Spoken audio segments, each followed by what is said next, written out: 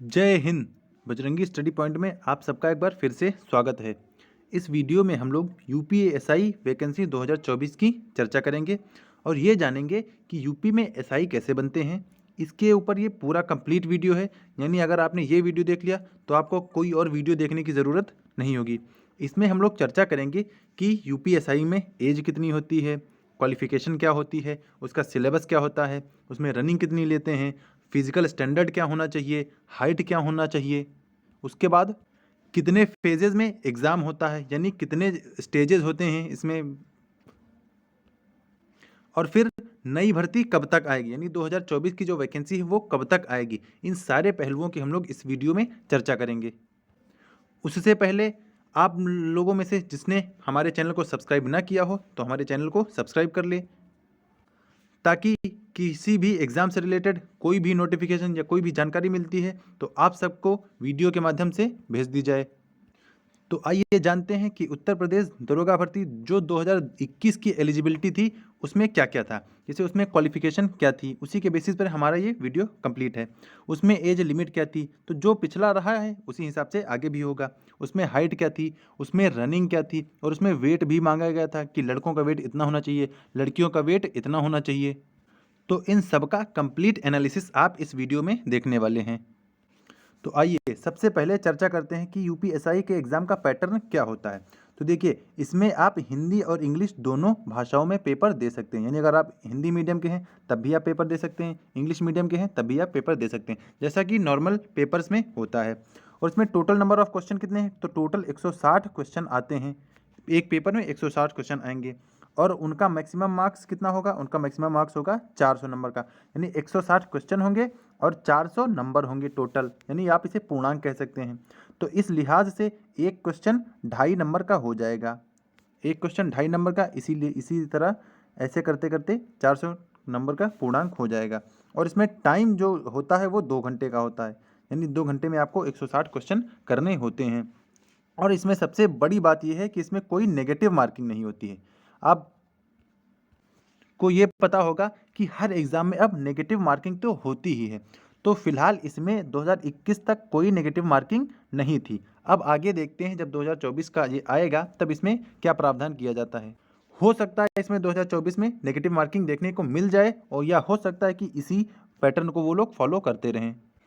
और इस एग्ज़ाम की एक सबसे और इम्पॉर्टेंट बात है कि इसमें आपको क्वालिफाइंग मार्क्स भी लाने होते हैं, यानी अगर 40 नंबर का कोई 40 क्वेश्चन है और 100 नंबर का कोई पेपर है या 100 नंबर का एक हर सब्जेक्ट होता है, तो आपको मिनिमम 35 मार्क्स हर सब्जेक्ट में लाने होंगे, यानी क्वालिफाइंग मार्क्स है 35 मार्क्स इन एवरी सब्जेक्ट, यानी हर सब्जेक्ट में आपको 35 लाने होंगे, तभी जाके आपकी कॉपी चेक होगी। ये हर एग्ज़ाम की तरह नहीं कि आपने अगर मैथ नहीं आती है आपको तो आप मैथ छोड़ देंगे, नहीं, आपको इसमें कम से कम 35 नंबर हर सब्जेक्ट में लाने होंगे, तभी आपका सिलेक्शन होगा। कहने का मतलब ये है कि आपको सभी सब्जेक्ट आने चाहिए और सभी सब्जेक्ट में बराबर वेटेज देना होगा, इसीलिए यहाँ पर ये 35 मार्क्स का क्राइटेरिया रखा गया है। फिर आगे बढ़ते हैं, ये जानते हैं कि कितने स्टेजेस में एग्ज़ाम होती है। तो इसमें 3 स्टेज होती हैं। एक तो ऑनलाइन या रिटन एग्ज़ाम होता है जिसे आप पेपर कह सकते हैं। एक पीएसटी फिजिकल स्टैंडर्ड टेस्ट, यानी इसमें हाइट, चेस्ट और वेट नापा जाता है। और एक होता है पीईटी यानी फिजिकल एलिजिबिलिटी टेस्ट, इसमें रनिंग होती है, इसी को रनिंग बोला जाता है। तो इसी में रनिंग होती है, यानी 3 स्टेज होते हैं इसके। पहला तो एग्ज़ाम वाला, दूसरा पीएसटी और इसी में डॉक्यूमेंटेशन हो जाता है, यानी डॉक्यूमेंट वेरिफिकेशन यहीं पे हो जाता है, और तीसरा होता है रनिंग वाला ऑप्शन। तो ये परीक्षा 3 स्टेजेस से होकर गुजरती है, और इसमें भी हर पेपर की तरह मल्टीपल क्वेश्चन ही आते हैं, ना कि आपको डिस्क्रिप्टिव कुछ लिखना होता है। तो इसमें भी सीधा एमसीक्यू आते हैं और 4 ऑप्शन होते हैं, उसमें से एक ऑप्शन सही होना होता है।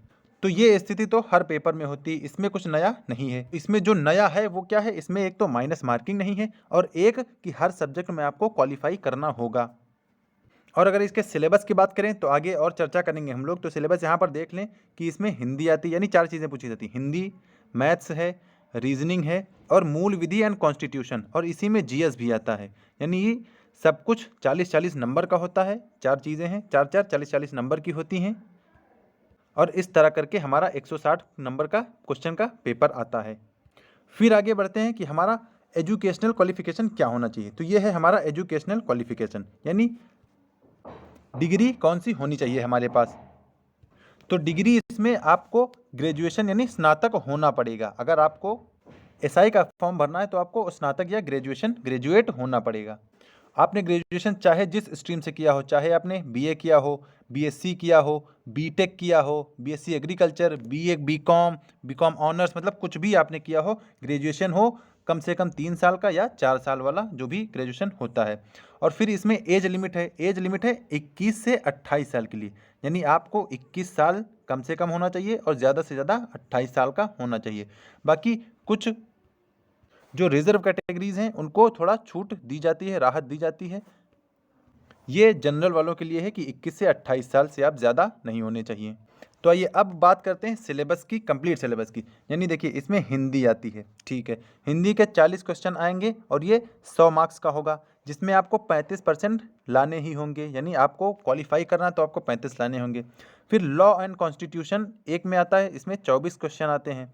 और एक जीके या जनरल नॉलेज आता है, इसमें 16 क्वेश्चन आते हैं। तो इस तरह 24 और 16 40 नंबर की जीएस या लॉ कॉन्स्टिट्यूशन आता है, तो इसमें भी 100 नंबर मिलते हैं। और इसमें भी दोनों में आपको 35 लाने ही होंगे। अब आप चाहे जनरल नॉलेज से लाएं या कॉन्स्टिट्यूशन से लाएं, लेकिन आपको 35 नंबर लाने ही होंगे। फिर न्यूमेरिकल एंड मेंटल एबिलिटी, यानी इसे रीजनिंग नहीं मैथ बोला जाता है। तो मैथ्स भी 40 नंबर की होती है, 40 क्वेश्चन की होती है और 100 नंबर की होती है। इसमें भी आपको 35 नंबर लाने होते हैं। और रीजनिंग भी आपको 40 क्वेश्चन है और 100 नंबर की होती है, इसमें भी आपको 35 लाने अनिवार्य हैं। और अगर आपके हर सब्जेक्ट में 35 आ जाते हैं तब आपकी कॉपी चेक होगी अच्छे से, वरना आपकी कॉपी चेक ही नहीं होगी। तो इस तरह हमारे पास क्वेश्चन आ जाते हैं 160 और नंबर हैं 400, और इन्हीं 400 में से कट ऑफ बनती है। बाकी इसके लिए कोई मेंस पेपर नहीं है, यही एक पेपर है जिसके बेसिस से फाइनल सिलेक्शन होता है। चलिए फिर आगे बात करते हैं फिजिकल स्टैंडर्ड टेस्ट की, यानी हाइट की, चेस्ट की और रनिंग की। तो देखिए मेल के लिए अगर आप जनरल हैं, ओबीसी हैं और एससी कैटेगरी से आते हैं तो आपकी हाइट 168 सेंटीमीटर होनी चाहिए, यानी इससे कम नहीं होनी चाहिए। और आपका चेस्ट 79 से 84, 79 का मतलब कि आप अगर बिना फुलाए अगर आपका नापें तो 79 होना चाहिए। और 5 सेंटीमीटर मैक्सिमम फुलाव हर जगह माना जाता है। तो अगर आपको चेस्ट में पास होना तो आपको 5 सेंटीमीटर का मिनिमम कम से कम फुलाना आपको होना चाहिए। और रनिंग आपको 4.8 किलोमीटर की दौड़ना है, और ये 28 मिनट में आपको 4.8 किलोमीटर की रनिंग है। और मेल एसटी के लिए इसमें थोड़ा छूट दी गई है।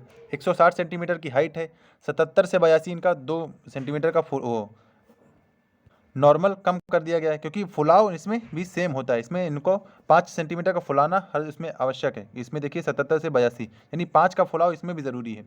और इनके लिए 28 मिनट और 4.8 किलोमीटर रनिंग में इनको कोई छूट नहीं दी गई है, सिर्फ हाइट में छूट दी गई। फिर आगे बात करते हैं फीमेल की। तो फीमेल चाहे जनरल हो, ओबीसी हो, एससी हो, उनकी हाइट 152 सेंटीमीटर से कम नहीं होनी चाहिए। और फीमेल में चेस्ट नापा नहीं जाता है, वो किसी भी एग्जाम में हो, चाहे दिल्ली पुलिस हो, चाहे यूपी पुलिस हो, किसी में भी चेस्ट का मेजरमेंट फीमेल में नहीं किया जाता है। हाँ, रनिंग देखा जाता है तो इसमें रनिंग है 2.4 किलोमीटर की और 16 मिनट में इनको दौड़ना है। एसटी के लिए 5 सेंटीमीटर की राहत होती है, बाकी रनिंग इसमें सेम है। तो फिर आइए आगे बढ़ते हैं कि इनमें क्या, जैसे अगर हमने रनिंग जल्दी पास कर ली तो क्या इसमें हमें बेनिफिट मिलता है। तो देखते हैं। देखिए ऑनलाइन रिटन एग्ज़ाम होता है, ये 400 नंबर का होता है, और यही मेन सिलेक्शन का ज़रिया होता है, यानी मेन सिलेक्शन आपका यहीं से होगा।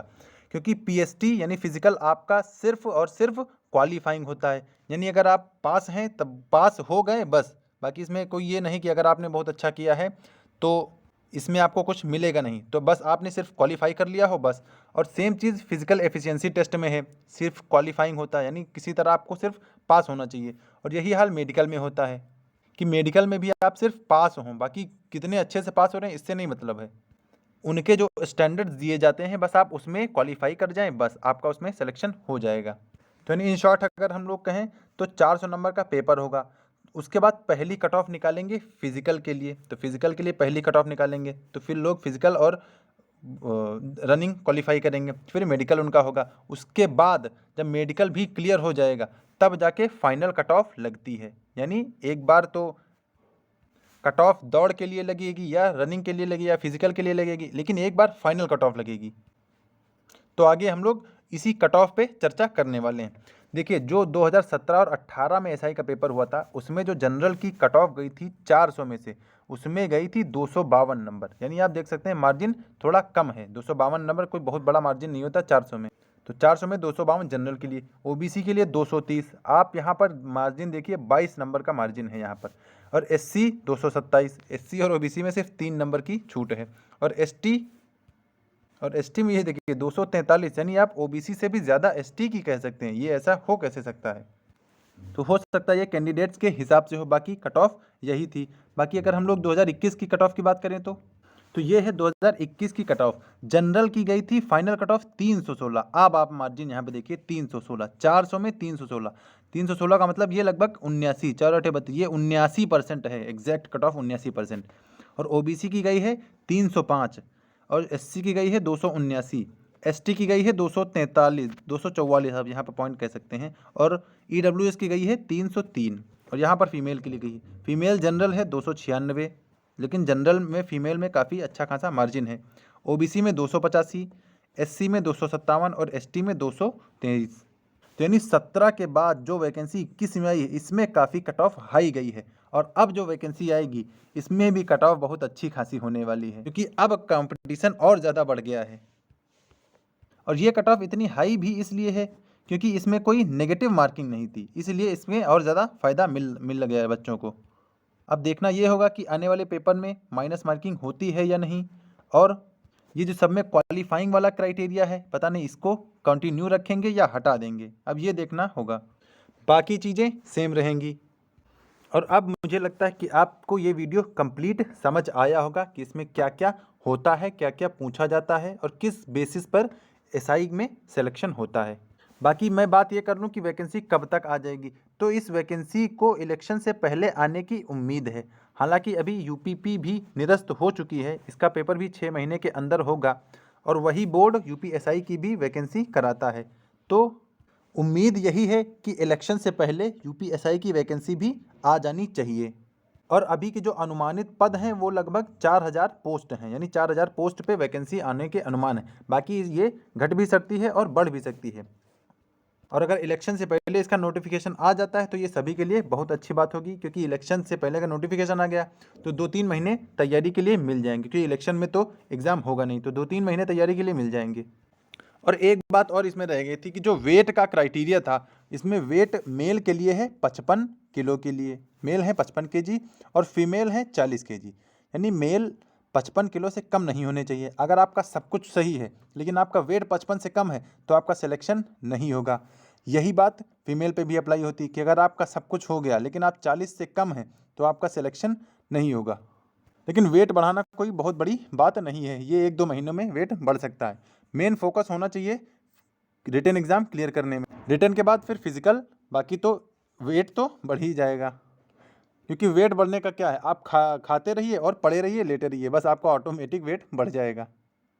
तो इस वीडियो में इतना ही। और आपको क्या लगता है कि ये वैकेंसी कब तक आएगी, इसका नोटिफिकेशन, ये हमें कमेंट में बताइएगा।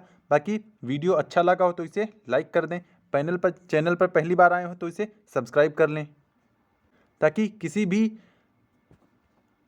वैकेंसी से रिलेटेड कोई भी अपडेट आती है तो वो आप सब तक वीडियो के माध्यम से पहुंचा दी जाए। वीडियो देखने के लिए बहुत बहुत धन्यवाद। मिलते हैं नेक्स्ट वीडियो में, तब तक के लिए जय हिंद।